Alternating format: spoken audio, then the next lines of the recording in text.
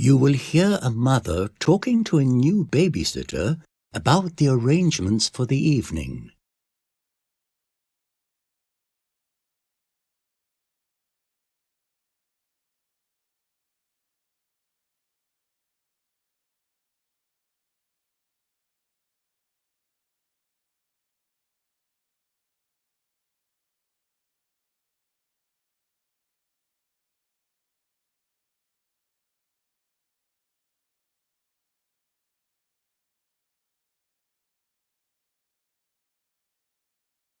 Hi, Sally. I'm so glad you've been able to cover for our normal babysitter at such short notice. You're much younger than I imagined, but you come highly recommended by the agency. Don't worry, Mrs. Johnson. I've been doing this for a while now. You can rest assured everything will be fine. Now, you have 2 children, isn't that right? Tom, who is 3, and 15-month-old Rose. Exactly. Rose is having a nap right now, and here comes Tom with my husband. He's just collected him from the local creche. Hi, darling. Now, Rose has had dinner about 5. I've left some jars of baby food in the fridge, but they'll need to be warmed up. While Rose is eating, give Tom a snack. Something like a banana or slices of apple would be fine. I see. At about 5:30, I like to give Rose a bath. You're all right giving the baby a bath? That's no problem. Great. I've left all you need in the bathroom. Now, normally, my husband will take Tom out for a walk when Rose is having her bath, but let him just do some indoor activities, like playing with some of his toys or looking at his books. Tom has his dinner about 6. I've left it in the fridge, and you can give Rose a bottle if she wants it. But I do want her to be asleep by 6:30. Tom can play with his toys while you're putting her to bed. That's fine, I understand. Tom can play until about 7, though he needs a bath around 1:15 and then change into his pyjamas. There's always a bit of drama around bedtime, but I like him to be tucked up by 8. I understand. Some children need to be calmed down before they can go to sleep. I do agree. I keep a nightlight on as it reassures him, though my husband thinks that and feels that Tom should sleep in the dark, as he thinks it's more natural. I see. Oh, about Rose's dinner. You probably disagree, but I find these prepared jars of food just so much more convenient, especially when I don't have much time. I know what you mean, but they do contain a lot of sugar, so I think it's best to stick to whole foods. Well, if you think you have the time, do what you think is best. But if you spend all the time on food prep, you definitely won't have time to take Tom for a walk and give Rose a bath. My husband thinks it's important that the children aren't cooped up indoors all day, but I'm not so keen when the evenings start to draw in the winter. That's fine. Well, that's about it. You'll find lots of toys and books for both the children. I'm particularly keen that the children have a lot of books around them, rather than depending on screens for their entertainment. I agree. Plus, they'll become a familiar part of life for when the children go to school and go on to university if that's what they want. Quite well. I think that's everything. So, if you don't have any questions, we'll be off. We'll be back around midnight. See you. Bye. Have a good time.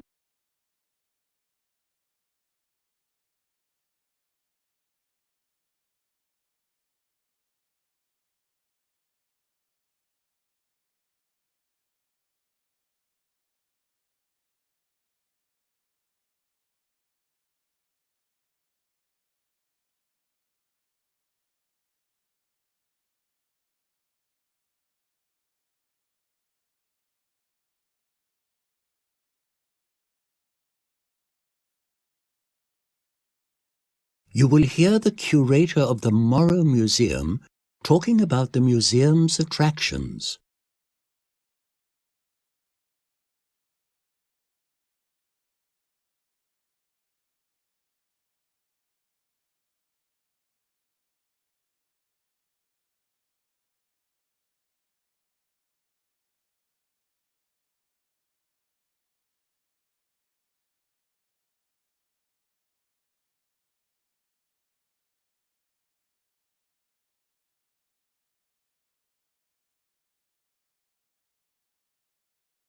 Hello, and welcome to the Morrow Museum.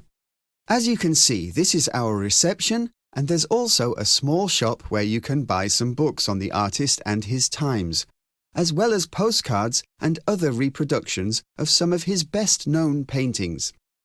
To your right is a study room for scholars to examine the many diaries, letters, and other documents relevant to the artist's life.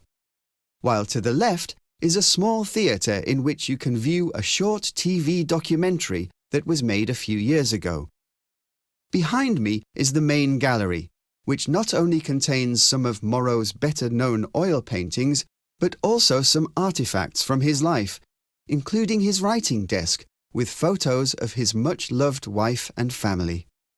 Go through to the left, and there's a small exhibition of Morrow's drawings, and beyond that is a small cafe with a small garden terrace and some toilets.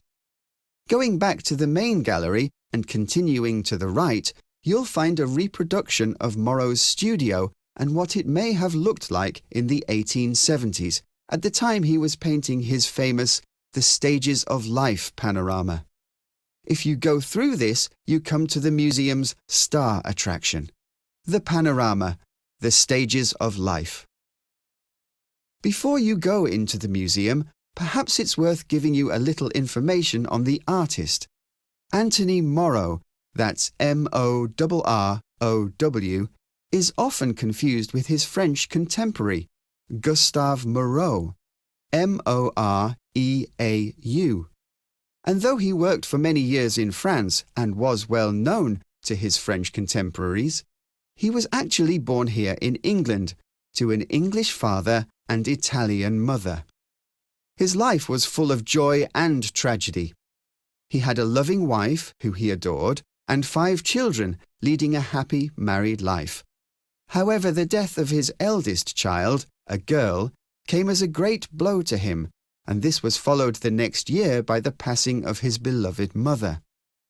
However, it was the death of his wife, while giving birth to their youngest child, that had the most profound effect on Morrow, and was the ultimate inspiration for his Stages of Life panorama.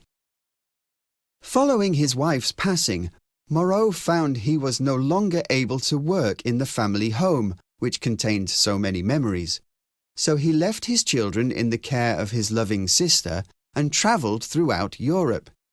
He first went to Italy and stayed for a while with his mother's family in Naples. It was in Italy that he first had the idea for the panorama and made some preliminary drawings, which can be seen in our drawing gallery. However, still plagued by grief, he then moved on to France and, as a result of a bout of illness, went on to Switzerland to recuperate. He then returned to France, and it was in Marseille, where he lived for many years before, that he painted his panorama. Though the painting has some affinity with the Impressionists in the handling of paint and the range of colours, his work is generally accepted as an example of symbolism. Though some have likened it to the post-Impressionist works of Cézanne and others, while some historians have seen elements of Cubism, though this is not a view held by many. However, when it was exhibited in 1876, it was not received well by the critics. However, it was bought by a wealthy Parisian industrialist and placed in his private chapel. The panorama charts life from birth to death.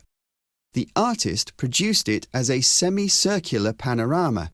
As he said, life surrounds us and consumes us all. When you look at the painting, you may recognize some of Morrow's family members from the photos in the main gallery. His youngest daughter, Charlotte, can be seen in the early stages of life's saga in somewhat nostalgic, melancholic scenes. His sister also appears in the middle section, in perhaps the least mournful passage of the painting, while his wife, perhaps not surprisingly, takes centre stage at the end. You may wonder how the painting ended up here, in a small English seaside town. The building, which now houses the museum, was once Morrow's childhood home and was bought by the local council when it was threatened with demolition in the 1970s. The panorama had been in the country since the end of the Second World War, when it was given to the nation by the French government as a token of appreciation for our hosting the Free French Forces. However, it was the intervention of Clementine Churchill, Winston Churchill's widow, that saw it being permanently housed here. It is a sad, yet at the time an uplifting painting, from one of our least known, but perhaps most romantic painters. I hope you enjoy your visit.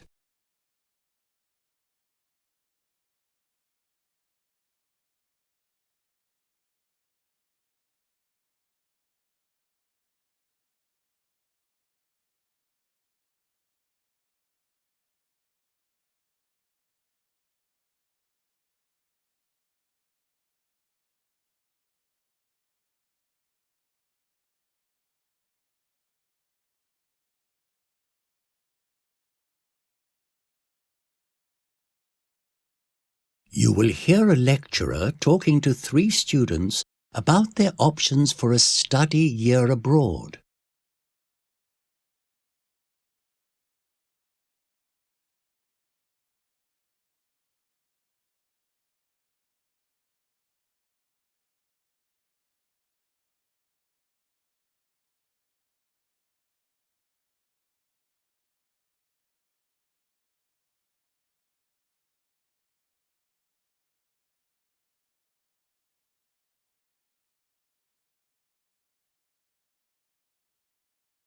Well, hello everybody.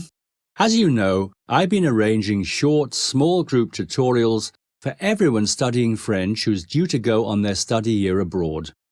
I want to outline the options available and get some idea of what your preferences may be. As usual, we have lots of opportunities in France, mainly in education, including our usual link-up with Paris University, which a lot of students have enjoyed over the years. But we also have placements in non-European locations. That sounds interesting. Where are these places? Well, we have some opportunities in Canada. Quebec is very interested in promoting the use of French in the country, and there are a number of opportunities as assistants in primary schools, as well as the chance of working for the local newspaper in Bas-Saint-Laurent, one of the strongest francophone areas of the country. That's interesting. I never thought of Canada for our study year. Me neither. Well, there are also some opportunities in the developing world, in Haiti, for example. That's in the Caribbean, isn't it? That's right. It's still suffering the effects of the 2010 earthquake. There's been a lot of disruption to everyday life ever since. There are a lot of voluntary organizations and NGOs working there, and they are always looking for volunteers. There's no pay, but you would get a small stipend to help with living expenses. Then there's work helping monitor elephant populations in Senegal, in the Nyokolo-Kobo National Park. Again, it won't make you rich, but it's very worthy work. That sounds great. I've been to France lots of time, so the chance to go to different places like Haiti and Senegal is really exciting. So, what I would like from you are your 3 choices, first, second and third, and hopefully we can get you to a place you like. Let's start with you, Shireen. I like the idea of visiting Canada. So my first choice would be the newspaper you mentioned, as I am interested in journalism. And your second and third choices?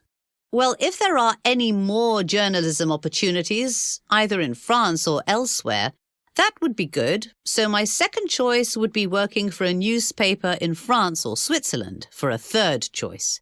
Thanks, Shireen. What about you, Ben? Well, I do want to work for a charity, so that job in Haiti working for a charity would be my first choice. After that, I like the idea of Senegal, and if that's not possible, a place in France would be fine. We'll see what we can do. And lastly, Rena. What would you like to do in your year? I really like working in nature, so the idea of doing the elephant survey in Senegal really appeals to me. If not, Haiti would be my second choice and France would be my third. Well, thanks everybody. I'll see what I can do so everybody gets their first choice. But it all depends on the number of places available. Once I've spoken to everyone in the year group, and when everything has been finally settled, I'll send a list of options out and you can choose the one you'd like. Hopefully, you'll get your first choice. Thanks.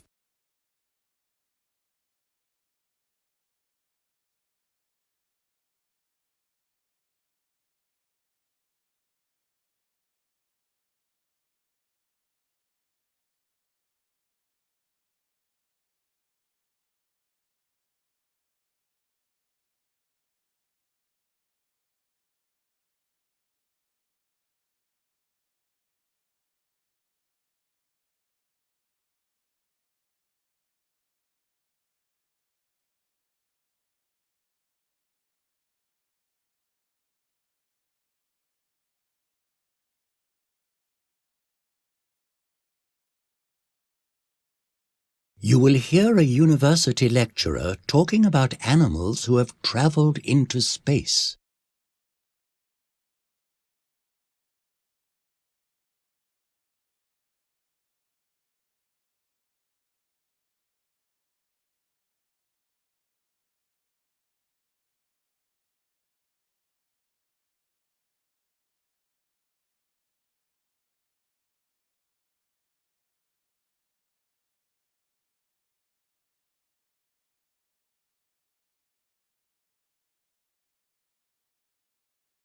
The space race is beginning to speed up once more as India and China join the USA, Europe and Russia in sending craft beyond the Earth's atmosphere. Within the next decade or two, we may see humanity's first mission to Mars. Today, I first want to look at those unsung heroes of space exploration, animals, before looking at how the rigours of spaceflight may impact on the human body. The dog Laika is well known for taking the first Earth orbit on the 3rd of November, 1957, almost 2.5 years before the first man with Yuri Gagarin's first orbit on the 12th of April, 1961. What is not well known is that the first animal, or should I say animals, that went into space was not a dog, but fruit flies. They were transported on a rocket launched from New Mexico in the USA on the 20th of February 1947 and travelled just above the 100-kilometre point where space officially begins, and then were safely parachuted to Earth. Because fruit flies have a similar genetic makeup to humans, scientists wanted to see if solar radiation had any effect on them. The fact that they were fine paved the way for future human spaceflight. Laika was one of a number of stray dogs found on the streets of Moscow.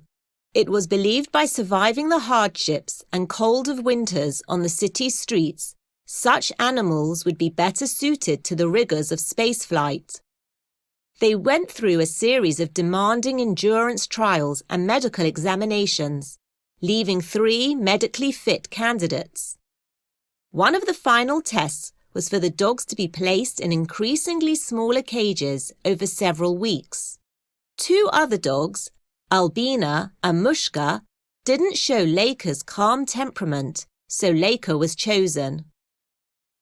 It was never intended that Laika should return to the Earth alive. Oleg Gazenko, one of the scientists on Laika's Sputnik 2 mission, has been quoted as saying, "We did not learn enough from this mission to justify the death of a dog."